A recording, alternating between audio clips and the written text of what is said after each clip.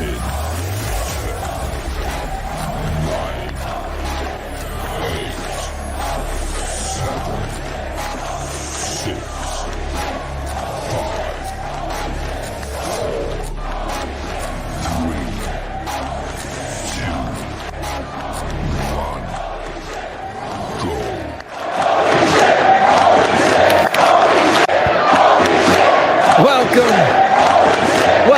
to the Holy Shhh Podcast post-Raw show for August 12th, 2024.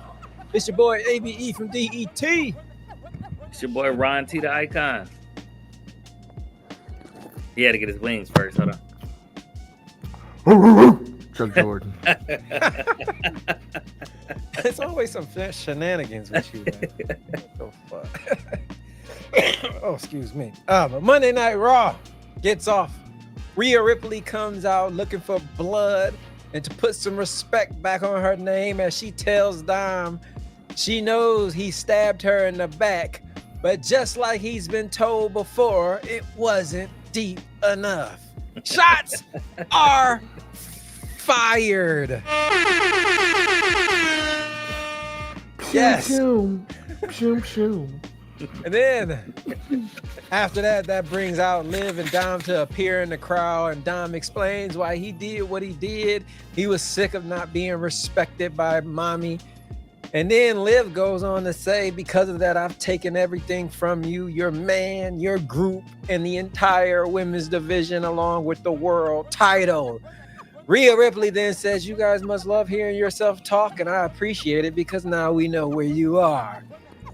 Dom turns around, and it's none other than Damian Priest, who kicks his ass all over the arena. Mommy runs up the ramp, chases Liv Morgan off, and then that leads us down to the ring where Carlito comes in, makes the save for Dom, as him and Damian have a match coming up. But first, before we talk about that match, how do y'all like the intro with Rhea Ripley, her vocals, everything? Tell me about it, Ron. I thought it was pretty good. It was I think Rhea might be a little bit rusty on the mic, but it's cool. It delivered. Yeah. And I thought it was funny that Damian Priest, they call him the bisexual Undertaker, popped up behind Dom like Undertaker did AJ Styles. Just like it. It was like a split image of both of them. with the straight face and everything. But no, I thought it started off pretty good. It was funny.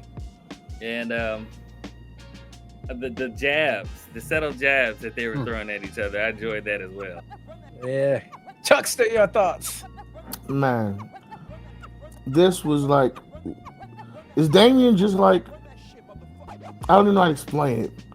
Because we was talking about the intelligence of when he was in the ring, he looked up at the Jumbotron to see that Finn screwed him over. And now he's letting Rhea talk while he's sitting there walking around, figuring out which door that they're standing. Like, the man is literally not going with the IQ of most wrestlers. He's like, no, I was a fan. I understand how this works. I know how to counter those. I was just like, who would have thought that actually, most of them be like, oh, you know what? I'm on my way up there. No, he was like, I'm already here. Right. That was What's impressive. up? I would give him that. That is impressive. Yeah, definitely. And first off, I just want to give a round of applause to my man, Chuck. You might hear his audio. It sounds amazing. He's invested into the podcast, got himself some new equipment, and we are sounding amazing tonight. Shout out, Chuck. Hey, man, you know. Sound I figured I got to do more than just buy T-shirts all the time. Hey, you're doing a damn thing, and it's much appreciated. But now let's get into that match we were talking about. Damian Priest. Damian Priest.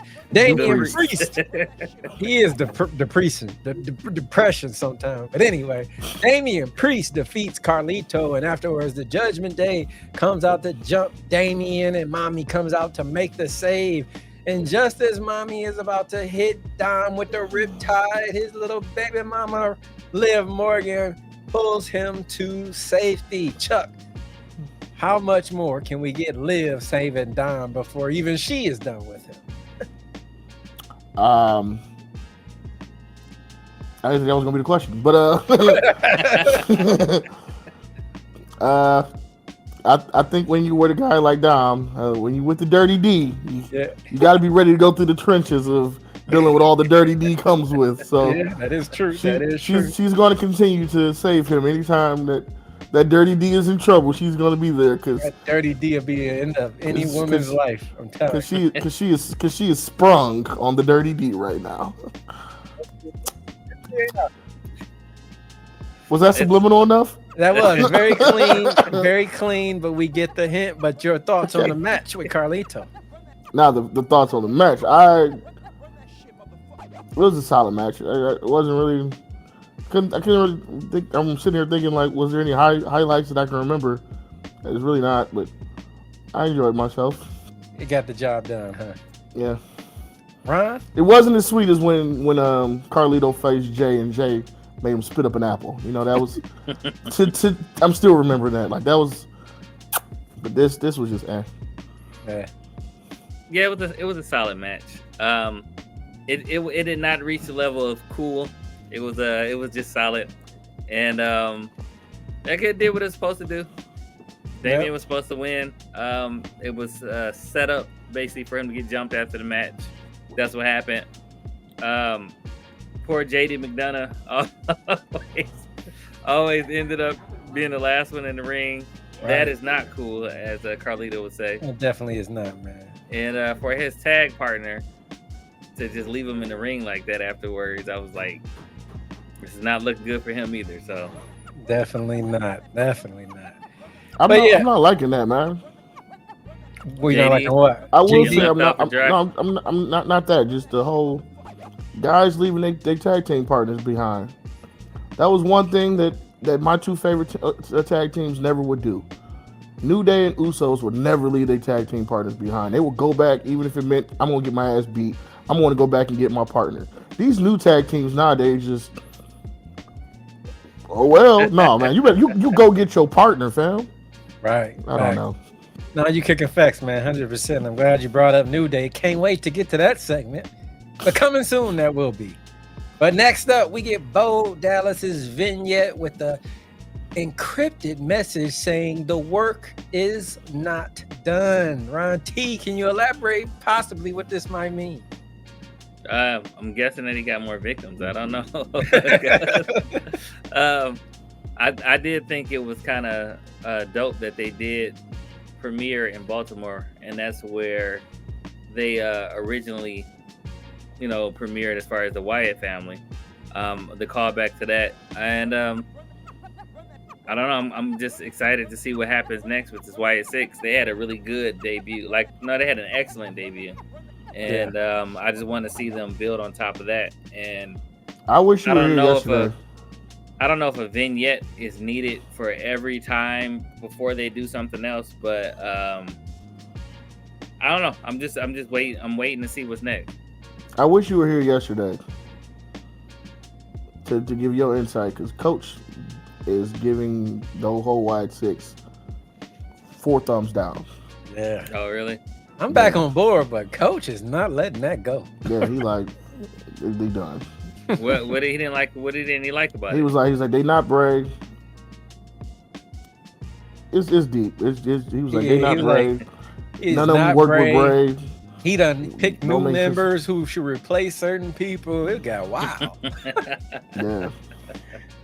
Oh man, but your thoughts? You said, Chuck, last week you were tired of the vignettes. Is this one too many, or are you okay with today?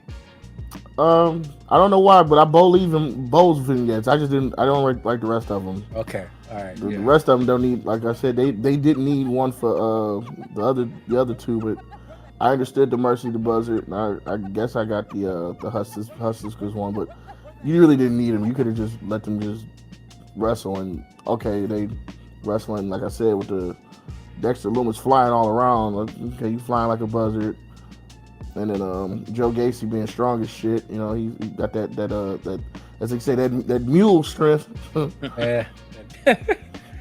Yeah, that I kind of agree with you. I think the only one that needs to do vignettes, if they're going to do one from this point on, is Uncle Howdy. Bo. Yeah. I believe in his. They said there are more doors to be open Let's pray we get an Alexa Bliss sighting coming soon. This could really take this to another level if she decides to join the group.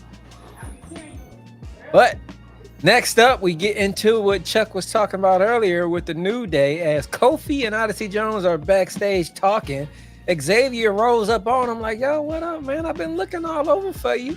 Kofi kind of, yeah, don't worry about it. We were getting ready for the match, which the match was Odyssey Jones defeating some local jobber. Then the Final Testament comes out to tell Xavier Kofi is replacing him with Odyssey Jones.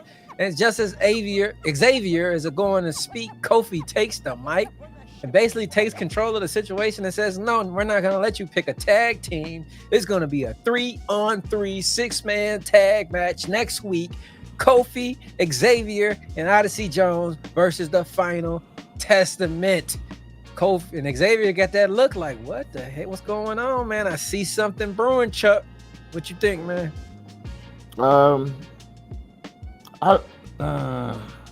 His facial expressions keep saying he doesn't like it, but then when you hear him talk, he's like, Big E's. He was like, we talked to E's on board, and it's the New Day. We're just going to keep going. So it's like he's talking a big game, but we know actions speak louder than words, and his facial expressions has been, I don't like this. Not at all. So I feel like the New Day, new end is coming. Please. Ron, speak on it. I think the issue is Kofi's lack of communication with Xavier Woods. Anytime in the past, if they were making a decision, they're making decisions together. If Xavier said, you know what, we'll see you next week, then Kofi would have normally say, you know what, I think we should have, what do you think? What do you think, Xavier? Like, what do you think, Woods? Like, he didn't ask for his opinion about nothing. He just made the decision. He's been left out about bringing him on board. I think that's where it's coming from. And I think Karrion Kross is starting to get in his head a little bit, too. To start thinking, wait a minute, he's trying to replace Big E. Wait a minute, he's trying to replace me. He's trying to make this the new and improved New Day. And I think Kofi might be pushing him a little bit too far without the lack of communication. Xavier Woods might turn on Kofi whenever in this three-way match, depending on what the outcome is. And there have been leaks of serious rumors that Karrion Kross is allowing his contract to end. He just rejected a renegotiation. He intends to go to the free market. So if he leaves, I can clearly see him joining the Testament and kicking Karrion Kross out to get him on his way to wherever he's headed. And now it's going to be Xavier and AOP, which would be a hell of a team, in my opinion, man. Hell of a team. The only other team the only time I can really see these guys sticking together, even though we know he's too busy, is if Big E came out as their manager. Because then that would bring back the unity. And E was kind of like that third wheel of, oh no, would you say Woods? Right, but what this moment reminded me of, and I know you hate the bloodline, but I'm going to remind you of something. You remember when Sami Zayn was talking to Roman, and Jay was like, I don't give a damn what the tribal chief think. Yeah. Yeah. He was like, wait a minute. He was like, all right, my bad. Just a little. I feel like Xavier is like, what you mean you talking for me? Like, I feel like that moment's coming soon. It's coming, man. Coming to a screen near you. Now, if they did stay together, I would be okay with Big E being the manager and bringing Odyssey Jones on board, and it'd be the four of them. That'd be. That's what I was talking about. Like, if Odyssey technically was taking Big E's place, but Big E is now their manager, like I'm blessing this union, then I can see it sticking around for a little longer. Like, because then it's not Big E's being replaced. It's just Big E can't wrestle, and Big E is allowing my man to take his spot in the ring where he's the manager. But like I said, we all know Big E is way too busy, but then again, he keeps doing all these little post shows and talk shows. Like, you can fly in once in a while and just manage once in a while. You ain't got to full-time manage. Yeah. We shall see. Big E is sorely missed in that group. It is just not the same. And if he's not coming back, let's just dismantle the whole thing. Next up, as Otis is making his way to the ring for his match He runs up against Oba Femi in the crowd, who just so happens to tomorrow have a open challenge for his title, NXT North American title, tomorrow on NXT. I don't know if that was a hint that Otis could be that guy, or maybe he was just there letting him know anybody can get it. But I thoroughly enjoyed seeing Oba Femi in the front row of Monday Night Raw, man. That man should be in that ring very, very soon. Ron T, before we get into the match, your thoughts on just that? I think that was a teaser. I think that's a teaser that we're gonna see Oba Femi on Monday Night Raw really soon. Yeah, probably after the next couple pay-per-views or whatever. Cannot wait when he do that strut down the ring. I can't fucking wait. That's my guy, man. I'm telling you, it's not a lot of hope in the future. You know, outside of Cody and Roman, they like their two major stars, and nobody, and maybe Randy and Gunther. But everybody else is either injured, not involved in nothing. So we need some stars here, man. So Oba, come here as soon as possible. But then to the match, please don't do him like y'all did. Braun Strowman. Oh yes, please don't. Is that who you're gonna say, or Keith Lee? I was gonna say either him or Keith Lee. That was called a Vinnie Mac move. That was a Vinnie Mac move with Keith Lee. But into the match, the Creed brothers defeat Otis and Tozawa as Ivy Niles attacks Maxine ringside, distracting Otis, allowing the Creed brothers to get the roll-up win over Tozawa. Niles has officially joined the dark side. Chuck, your thoughts on this segment? I hate to be the bearer of bad news, but like right when I started to believe in Maxine Dupree, when I saw her in that hold, I was cheering for the girl putting her in it. Like, yes, tighter, tighter. Why? I don't know. Like I feel like such a heel. I felt like, but I might be when she was laying on that table. I was like, "Damn, Maxine, come on!" That was a hell of a camera shot. Man, I was like, tighter. The more she squealed, the more I just was like, and like Otis never seen it. Like he never even paid attention. Right. Tozawa was right. I like Maxine. Face too. I love Maxine. She is growing on me. I like her. What about you? I just said that. I feel bad because I just started to really like her. She really got over on me when she slapped Chad Gable. Definitely. But for some reason, and I can't remember the girl's name right now. You just said it. I still can't. When now. Ivy now had her in that chokehold, I was like, yeah, Ivy, get her. Tighter. And she, I'm like, yes. I might be a heel, you know? I'm thinking about it now. I might be. Or a sick fuck, one of the two, man. That's screaming. What's going on over there? Ron, your thoughts? I might be a heel.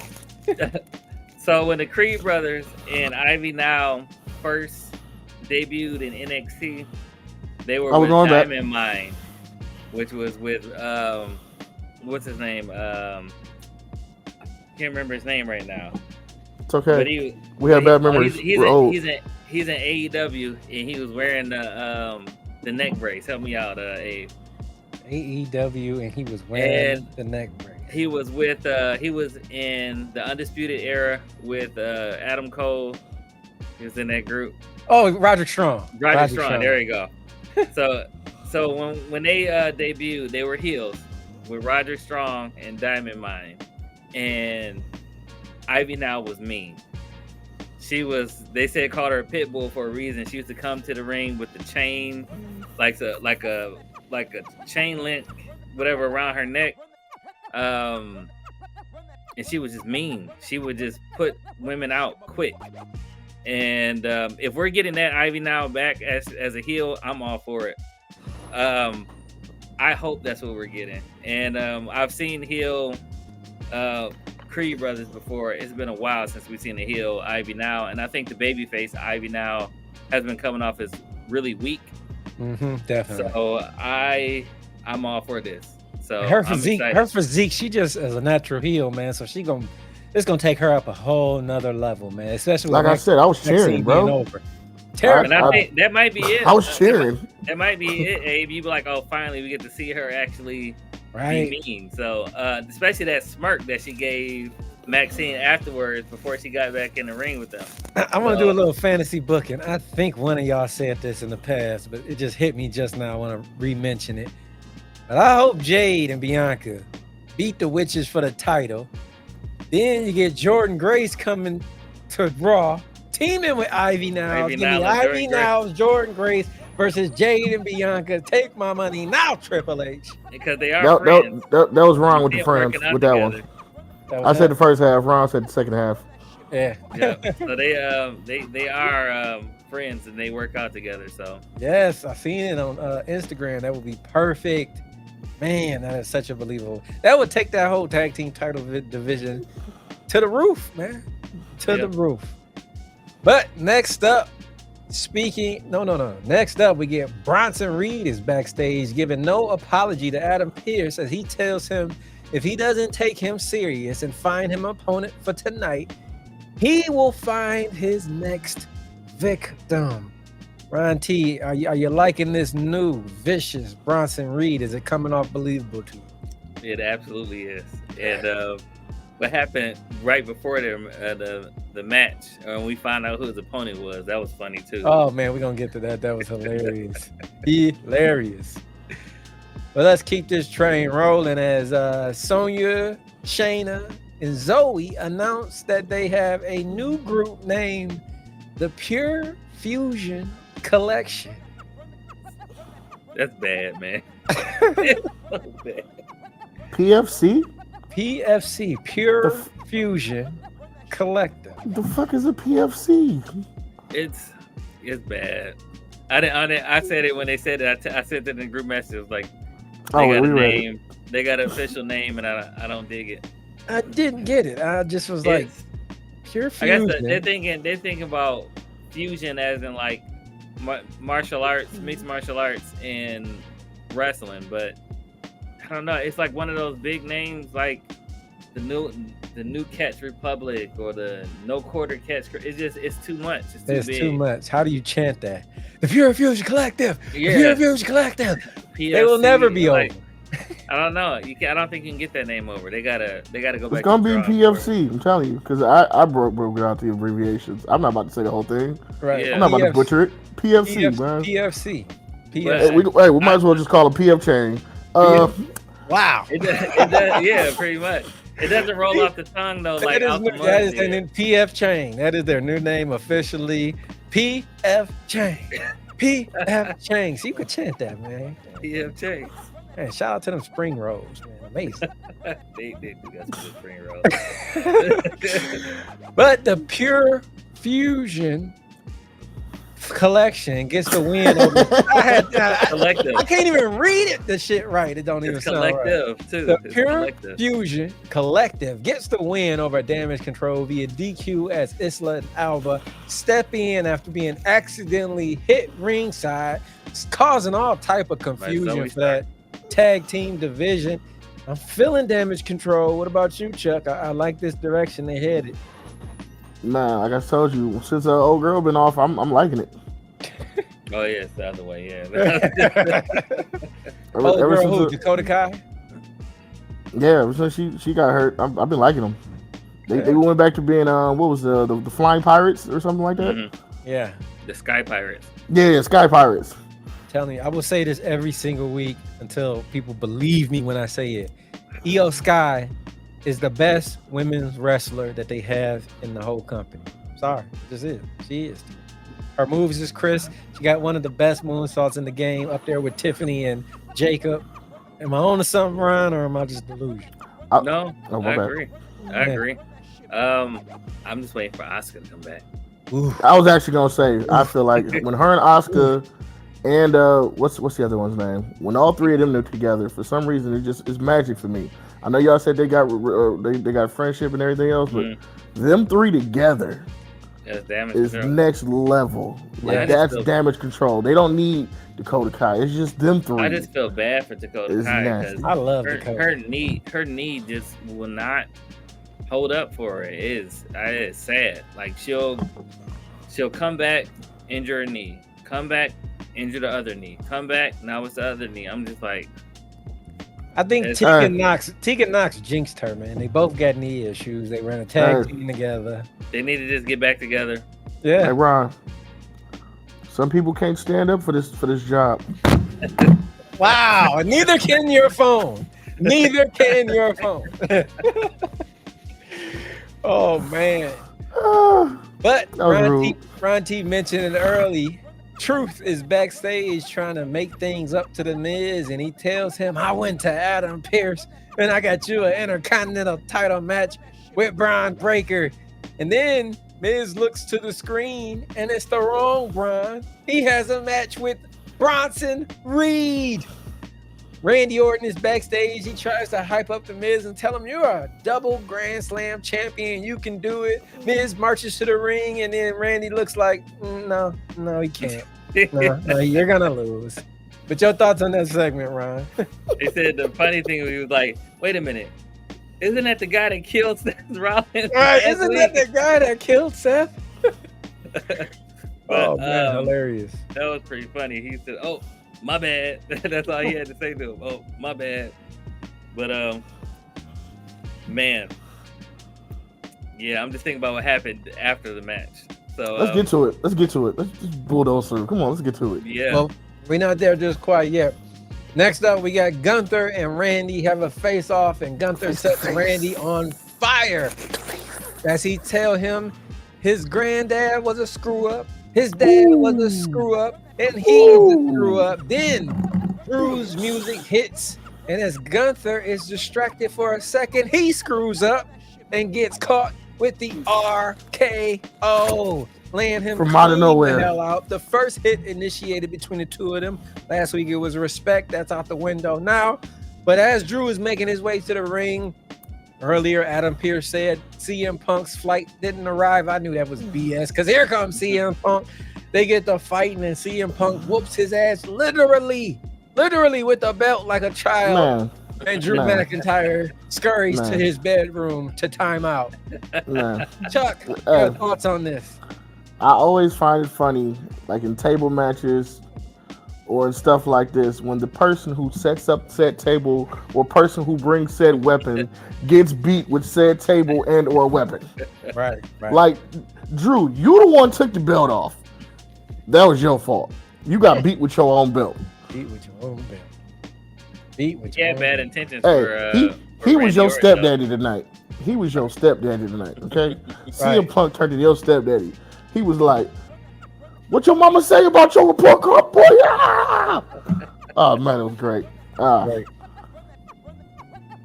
And he did have some bad intentions for Randy, because he even said it to my man, was like, you know what, I'll handle it. He's like, you Braun and Braun Breaker. He was like, no. I'm a veteran. Trust me. I'll handle it. The funniest part to me was Randy Orton saw everything going on outside the ring. He said, that ain't got nothing to do with me.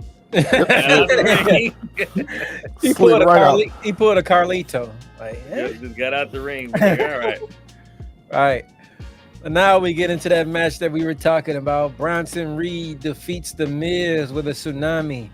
And as he is about to hit him again, R-Truth comes out, makes the save. But then he gets hit with a tsunami. Was it 5 of them? I'm getting to it. Taking 4 of them before the officials come down. Then he jumps back in for a 5th.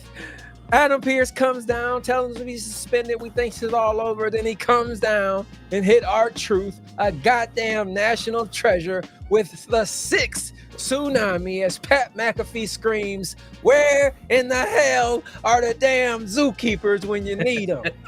Ryan T, Bro, you were right. Bronson Reed is an actual animal out here. bro. Oh, man. That was funny to Hey, me because hey. I felt like it was my fault. Because after he hit, like, Truth the first time, I said, oh, man, what if he does it again? And then he did it 4 more times, and then they got him to the other side of the ring. I was like, oh, they still got him in the ring. What if he go around to the other side? Then he went around to the other sside of the ring. I said, stop thinking, Ryan. Stop it. Man. So, yeah, hit him with 6 of them. So I guess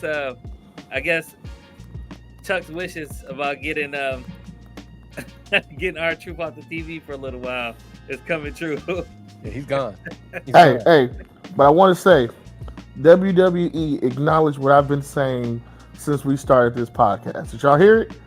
What? They said, for God's sakes, R-Truth is a national treasure. Oh, I heard that. I thought about you when they said that.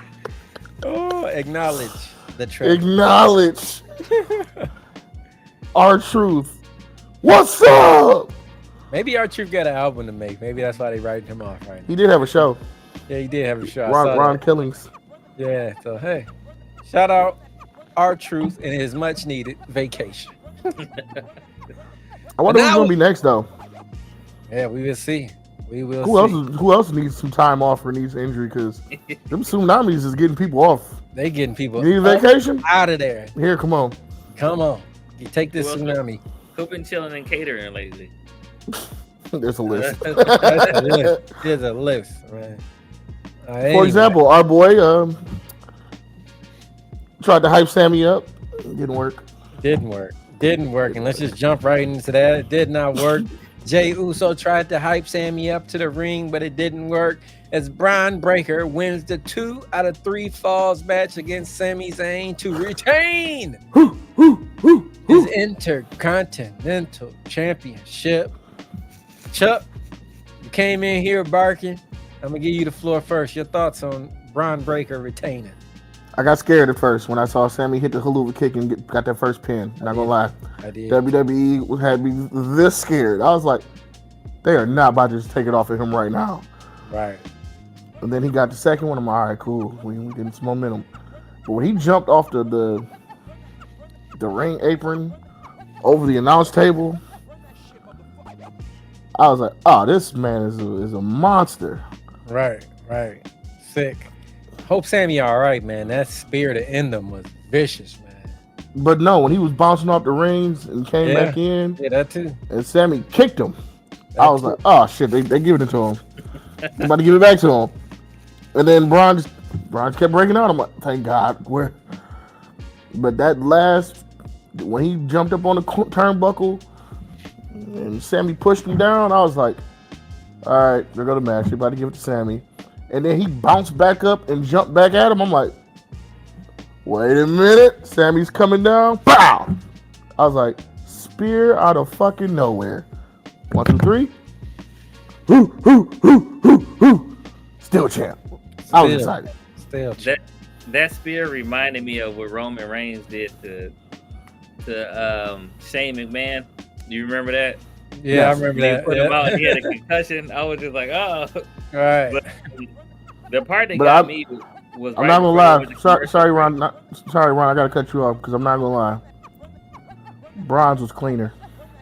Oh no, it was because he actually looked like he was in the 3-point stance when he hit the ground to jump back up at that spear. You admit that is huge. You admit Shane that is hit his huge. head though. Shane hit his head. He did it. I'm just saying, Braun's how it looked. It looked cleaner than Roman's. I agree. And that's hard for me to say because my tribal chief. But hey, I gotta keep it real. Braun Breaker's spear is probably the best spear right now. I agree. Wow. Since Rhinos. Wow. That's big right there.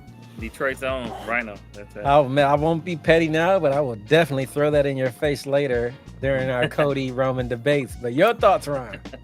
The part that got me was right before they went to commercial break when the cameraman couldn't keep up with him. When he threw him like a dart into that chair over the timekeeper's area. I was like, oh man, he killed it. Was it Pat McAfee? Oh yeah, he said he killed him. You know what's funny? You know what's funny about that?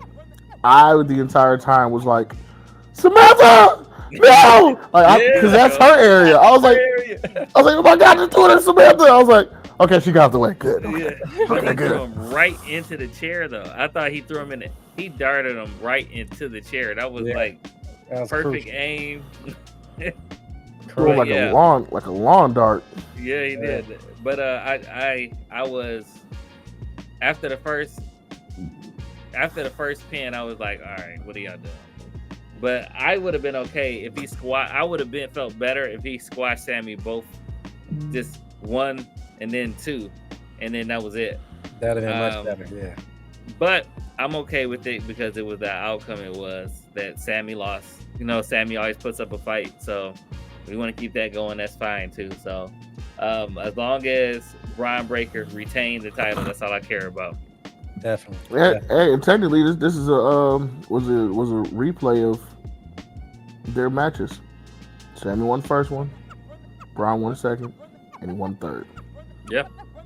Third time's now it's done. At least they did it 2 out of 3. There's no question. Sammy will leave it alone. Move on to something else. Bigger and better. Tag team. He's going to tag team. Yeah, I see that coming too. With Jay. I see that coming for sure. That's the only W they'll give him is a tag team. You know, Damien gonna have something to do with it because fans screwed him, so he got to return the favor.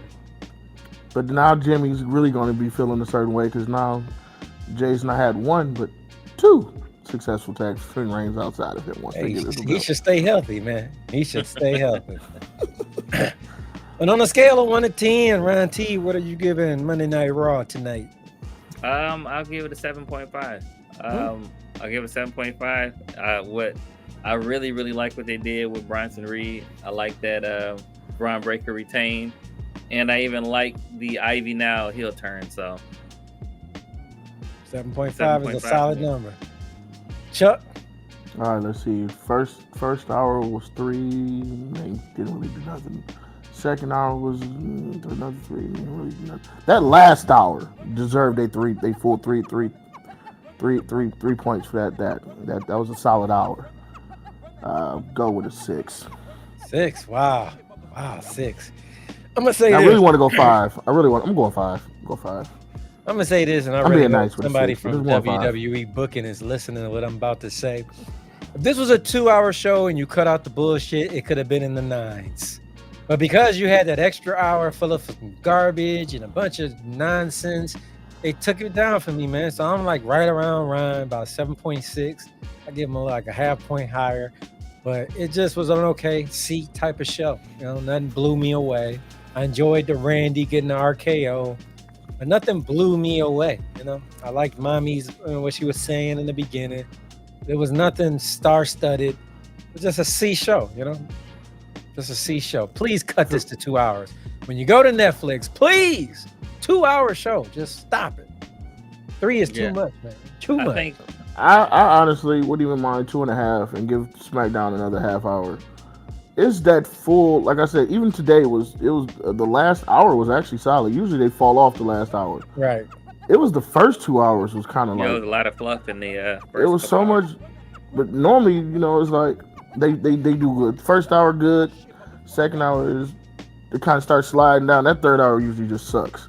Right. But today it was like, and then it shot up at the end. I'm like, oh, like the last 3 things we're talking, like all the things we talked about and we liked was the ending. Yeah. It was like CM Punk's playing. Right. Yeah, it got delayed. It got delayed. Any last thoughts on Raw though from anybody before we get out of here? Oba has got me excited for tomorrow. Yeah. Sorry, Ryan. Go ahead. Oh no. I think that because they came off such a high from SummerSlam, for them to fall off the second week this quick, I'm still excited to see what's going to happen on SmackDown. Yeah. I am not that excited about Raw right now, so they got to fix that. They definitely do, and we still ain't seen the interaction with Jacob and Roman, so we got that to look forward to. But what you guys have to look forward to is a whole lot of Holy Shhh Podcast the next few days. Tomorrow, as usual, we got Ron T's NXT Breakout Performance of the Week. We've got a guest interview tomorrow airing with KDK. I will be on with Minx and Mayhem tomorrow during the day. And tomorrow later in the evening, the Holy Shhh Podcast will be on Title Tuesday, Coley's Corner at 7 p.m. It's just we booked here, fellas, man. It's a busy week here. Busy week. But to the end, it's your boy ABE from DET. It's your boy Ron T, the Icon. Chuck Jordan. And you are tuned in to the Holy Shhh Podcast. I'm a badass. Media.